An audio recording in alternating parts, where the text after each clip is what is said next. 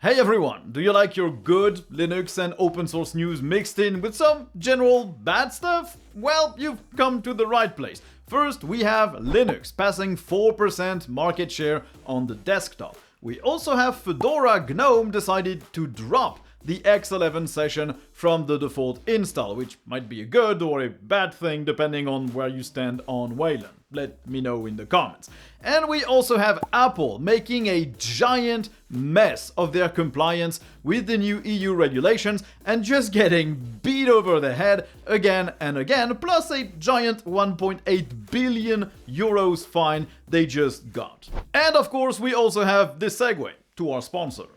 This video is sponsored by ProtonVPN, the encrypted and private VPN from the makers of Proton Mail. ProtonVPN lets you access anything on the internet while bypassing censorship and region locking by connecting to a server anywhere in the world. So you can stream any content you like from any service without restrictions or access parts of the internet your country doesn't want you to have access to. ProtonVPN implements both VPN accelerators to keep your browsing really fast and NetShield, which will block ads, malware, and trackers. On top of that, ProtonVPN doesn't keep any logs, meaning they don't record your browsing activity at all and can't disclose it to anyone. It can even integrate with the Tor network, and it has apps for Windows, macOS, Linux, Android, and iOS, plus browser extensions. ProtonVPN is free, and if you want even faster speeds and more features, you can upgrade to a paid plan. And now is a really good time to do so, as they have some nice deals in March. 60% off for a 15-month plan and 64% off for a 30-month plan. So click the link in the description to learn more and get started with ProtonVPN. Okay, so Linux has now passed 4% market share on the desktop, according to StatCounter, 4.03% exactly. It obviously still cannot hold a candle to things like Windows or even macOS, although the latter seems to be losing market share since the end of 2023. Adding that to Chrome OS, this means Linux as a whole is now at 6.3% of the desktop operating systems, although it might be more since StatCounter also has an unknown OS category that sits at 6.1%, and this category probably contains some amount of Linux-based operating systems as well. 4% is still pretty small, but it is a nice progression, more than 1% in 8 months, so it is still an encouraging trend. But also, people are wondering what is driving this growth, and one article from ZDNet seems to have plausible reasons for that. The first reason they advance is that Microsoft is not that interested in Windows anymore. Most of their profits come from services these days, Azure and their cloud platform, Microsoft 365, and others, meaning that Microsoft is not pushing Windows as hard as it once did. This might change if, or more likely when, Windows becomes a subscription service. The second reason would be that Linux gaming is also growing thanks to Valve and the Steam Deck, making more people interested in trying Linux on a regular computer to see if it could fit the bill for their gaming needs. And thus, Linux slowly replaces Windows on those devices. Third, the reputation Linux has for being difficult is being adjusted in users' minds, since we have had very user-friendly distros for a long while, and users are finally realizing it. Also, finding and installing software for Linux is easier than ever now, with more apps working on Linux natively, and Flatpaks and snaps making it way easier to get access to a large, very up-to-date repo instead of having to add third-party repos for every app you'd like to add or to keep up to date. And finally, they're saying that India is a huge driver for Linux growth, as Linux represents 15% of the desktop market share there, way above macOS that only reaches 3%. And personally, I think the main reason is the gaming push from Valve. People are realizing that Linux is a 100% viable gaming platform for a lot of gamers, and so they might want to try Linux on their dedicated desktop computer. And since Linux is indeed way easier to use, to install, to keep up to date, and has access to a bunch of apps these days, people are just sticking with it more than they used to in the past. Now, it is finally happening. Fedora is dropping the X11 session for GNOME, starting with Fedora 41. There were discussions to drop X11 in the KDE variant, and this is happening for Fedora 40.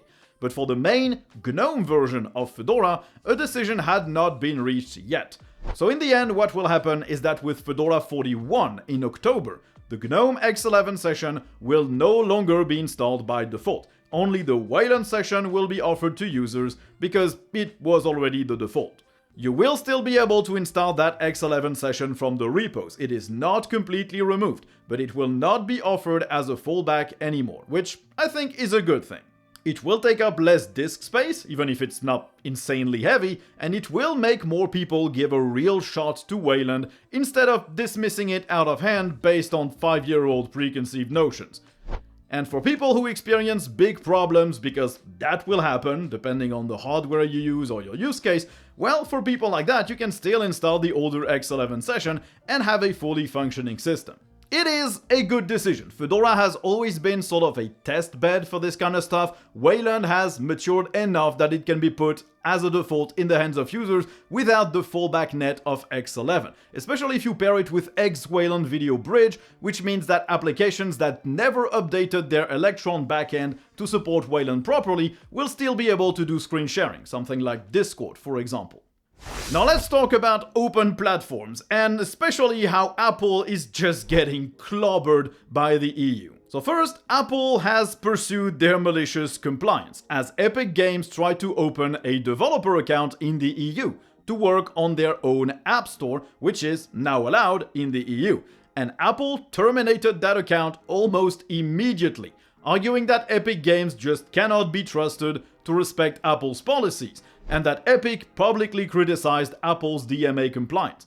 Apple even denied Epic a DMA consultation. That's a meeting in which they can discuss how best to implement the things that the new EU regulation grants companies if they want to distribute apps on Apple's platforms. Now, right after Epic complained about Apple terminating their account, the EU already said they were looking into the matter. They have requested further explanations from Apple, and they're also evaluating whether Apple's actions raise doubts about their compliance with other European laws, especially the platform-to-business regulations that prevent sudden and unexpected account terminations in the EU unless you can actually provide clear reasons for that termination, which Apple hasn't done here. They just cited a US court ruling as the justification, which obviously doesn't work because this account was for the EU branch of Epic, where US courts just do not have any jurisdiction. And just as I was recording this, Epic announced that Apple reinstated their account,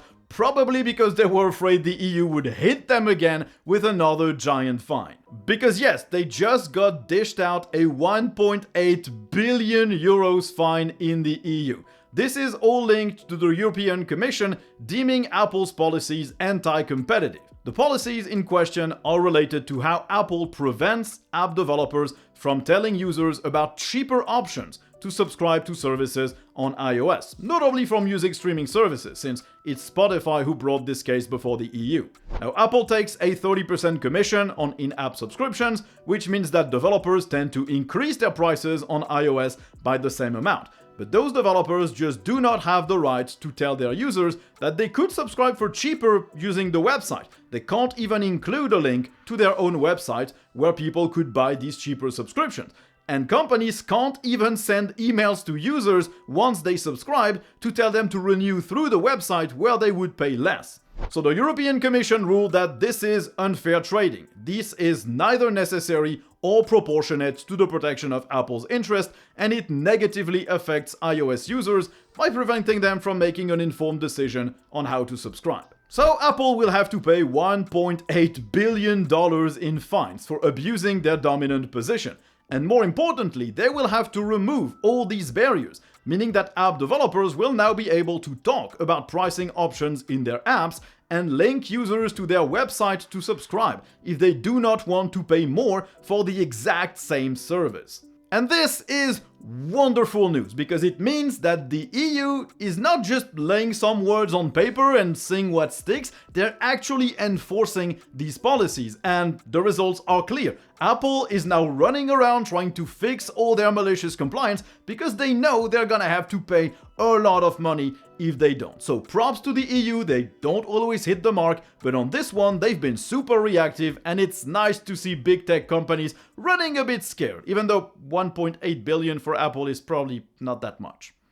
Now, unfortunately, it looks like Nintendo's pressure was too much for the Yuzu emulator.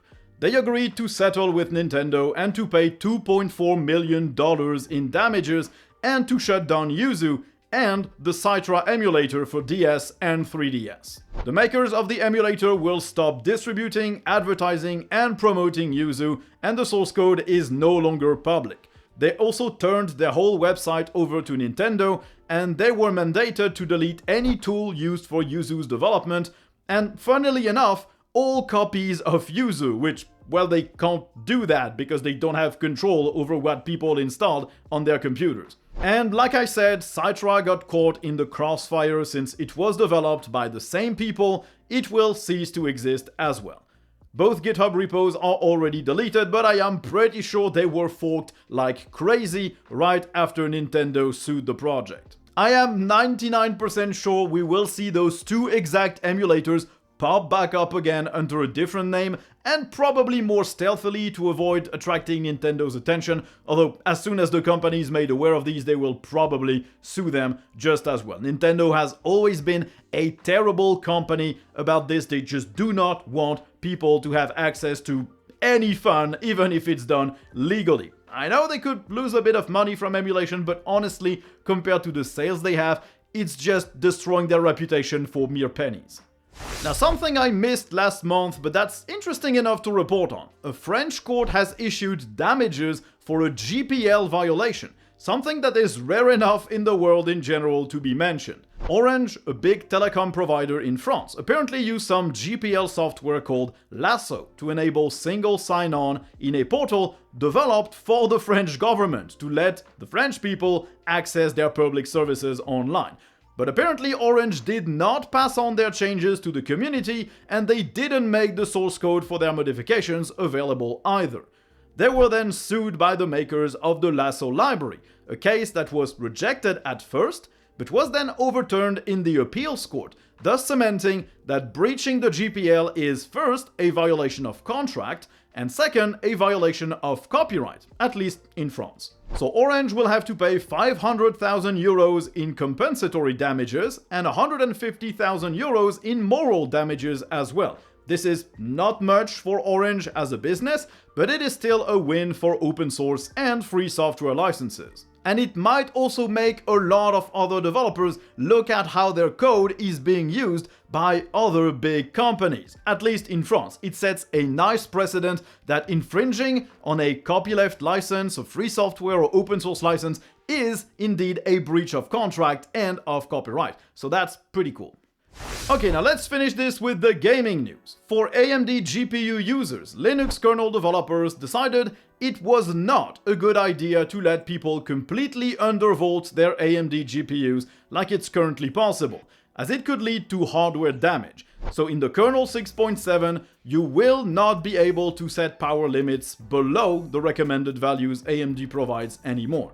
They also clearly stated that they would not revert that change, no matter how many people are complaining. Because yes, apparently some people are complaining about that change, which is weird, because a driver should never let any user, whether they know what they're doing or not, risk damages to their hardware just to grab like 5 minutes more battery life or to save a few watts of power. It makes no sense. If you like undervolting your GPU and maybe breaking it, you're free to patch your kernel and use that instead. But the default behavior should never allow for any hardware damage at all. Now, I talked about the issues AMD is facing with adding newer HDMI features to their open source drivers, thanks to the HDMI forum refusing to open the spec for the HDMI standard. But apparently NVIDIA users will not be facing the same issues even when using open source Nouveau drivers, because a lot of the display handling for these is left to NVIDIA's firmware blobs, which are closed source. Nouveau developers say that it looks backwards, but that NVIDIA's insistence to maintain this proprietary firmware is actually helping Nouveau to add support for HDMI features. And yeah, we are at that point where having proprietary firmware is basically an advantage to implement more features for a standard that should obviously be open. So yeah, it sucks, but at least for NVIDIA users, we are safe in knowing that yes, we will be able to drive 4K monitors at 120Hz if we want to. And still on NVIDIA, it seems like the open source modules that NVIDIA publishes themselves, which are different from Nuvo or NVK, well, those modules are now performing very nicely on GeForce GPUs. With the latest 550 updates, these modules are now certified for workstations and GeForce GPUs, so Phoronix decided to give them a go compared to the proprietary NVIDIA drivers. They did not compare that with Nuvo and NVK just yet. In CSGO 2, they found the performance to be the exact same at 4K, and power consumption was also virtually identical. Same with Dirt Rally 2, Formula 1 2022, Hitman 3, Shadow of the Tomb Raider, and a bunch of graphics benchmarks. Even using compute benchmarks, they found the differences in performance to be very minimal. So it does look like NVIDIA's official open source drivers are actually pretty good. Now, apparently their architecture and the way they're coded doesn't make them a good fit to be included in the mainline branch of the kernel, so you will probably always have to compile them yourself or install them from an external repo, just like you do with the proprietary drivers. But if you don't want to wait for Nuvo and NVK to be widely available or to be mature and performant enough, but you do want to run fully open source systems for your NVIDIA GPUs, well, you can now use those modules. They're apparently pretty good. And this is exciting because we will have two good open source options to run NVIDIA GPUs in the future. I guess the open source official modules will be better for compute tasks because they will probably better support stuff like CUDA, and the other will probably be better in the long run because, well, they will be built in the kernel and the Mesa drivers. And since we're on the topic of hardware, well, let's talk about our sponsor, Tuxedo Computers.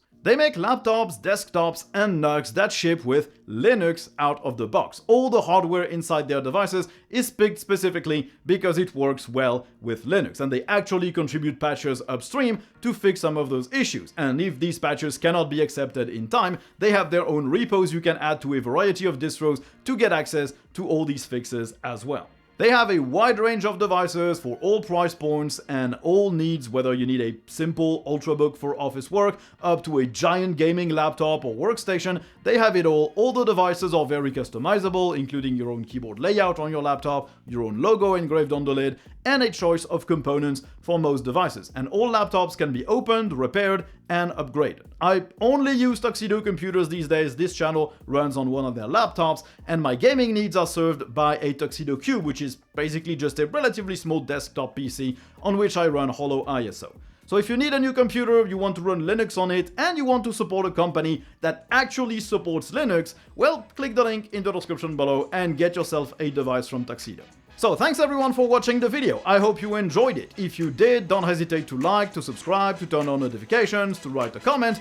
And if you really enjoyed the channel, there are plenty of links to support it down in the description as well. If you become a Patreon member or a YouTube member, you'll actually get access to a daily Linux and open source news show from Monday to Friday. So thanks for watching, and I guess you'll see me in the next one. Bye!